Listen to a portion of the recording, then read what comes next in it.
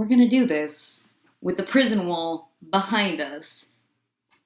Because I believe in my ability to make productive content. We're just gonna power through it. It's fine, don't worry about it. Have you ever had an irrational or base level regard for someone or something to such a degree that other people felt the need to raise their eyebrows at you and blink in utter perplexity? Well, you're about to have that.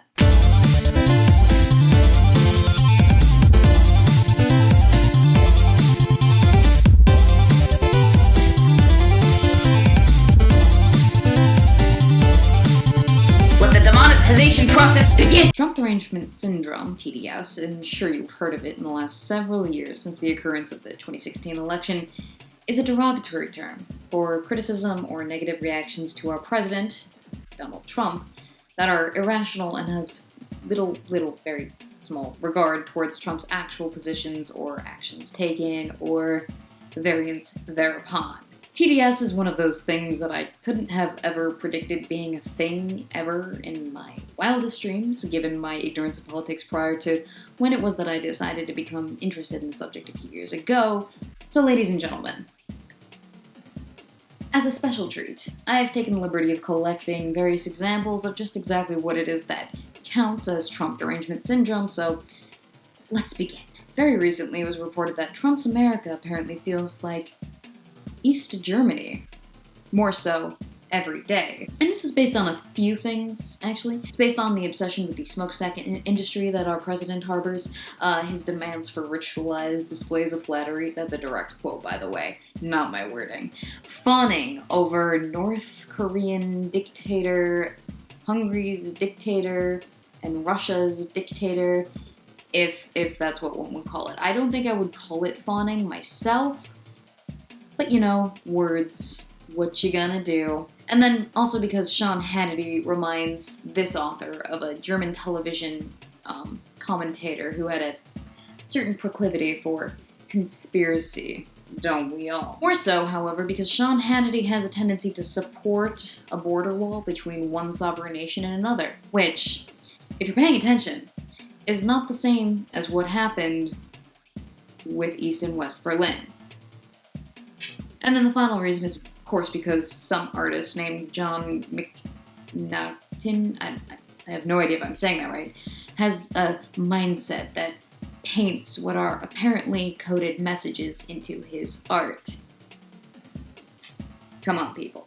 That's not all. Ladies and gentlemen, did you know that our president's version of America mirrors that of a fictional story? You want to know what they're basing this on? The Handmaid's Tale Season 3 illustrates parallels between Gilead and Trump's America.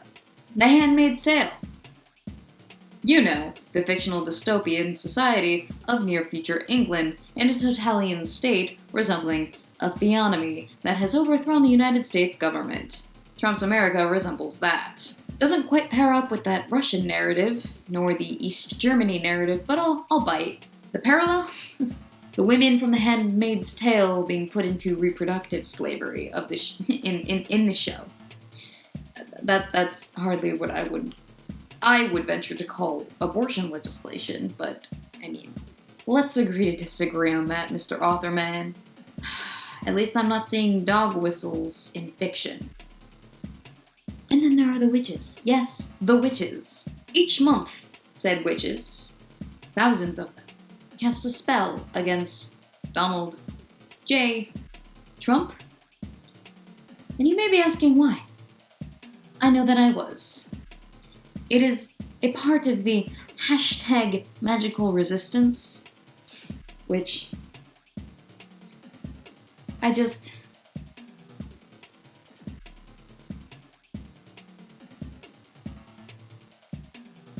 What's wrong with the normal resistance? Why do we need both? Wouldn't your resistance be stronger if you kind of teamed up, if the witches joined just the regular resistance? It's a thing. It's a whole thing. It's a whole thing. They do this in order to, quote, bind the president. And this involves channeling energy to limit Trump's powers so that he may fail utterly, that he may do no harm. Because those are inherently the same things, the same goals, to these people, Trump's entire existence is to do harm. There is nothing else, nothing else that he could possibly want to achieve with his presidency, other than causing harm. It's so subjective, isn't it? I wonder if there are witches out there who resist the resistance. Now, that would be interesting. They use the ever-illustrious communication talisman known as Facebook Messenger to discuss and coincide their ritual with each other, and with the waning moon. Although I don't know why you would do it with the waning moon, because that means that you're losing power as a witch, because you're supposed to derive it from nature. I'm pretty sure you're not doing it right. I mean, like, I'm not an expert, but I don't think you're doing it right. I mean, honestly, what could be more noble and more productive a calling in one's life than being a Wiccan activist, of all people? You know, it's not so much crazy that they're casting a spell, but it is so much crazy that there are that many people out there willing to take a day out of their month to cast a spell to prevent a man from, quote, doing harm. It's not specific at all. But you know what? That's their business. This is mine. It's very interesting because our president decided that he wanted to visit the UK at one point. For the life of me, I can't remember why, mainly because I don't care.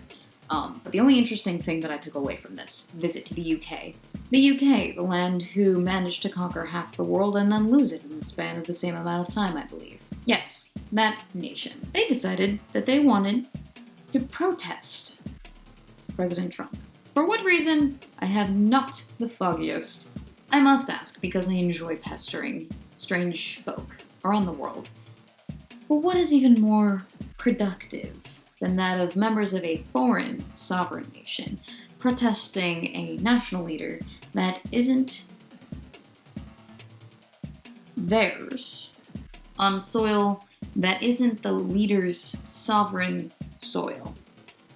Honestly, it's not like anyone in your country is going to participate in either the overthrow or the propping up of this supposed dictator. So what's the point? I mean, if you're going to protest, I would do it on that nation's soil rather than your own. So, this seems like a very lazy way of going about activism. I just gotta say, when you have too much free time, it only makes sense to waste away every second of it, apparently. I mean, they're not allowed to conquer anyone anymore. So what else are they good for? Everyone can protest. Infants do it. It's not the hardest thing in the world. Please. And then if you wanted to be extra, this Florida woman had a brilliant idea. She stabbed herself multiple times because she was tired of Trump. I'm gonna repeat that. She stabbed herself because she was tired of Trump. A Florida woman, no surprise there, stabbed herself because she was tired of a man who was put in a temporary position. I mean, talk about a permanent solution to a temporary problem, people. Come on. Come on. Come on. Are we getting dumber? Or am I just getting smarter? Don't answer that.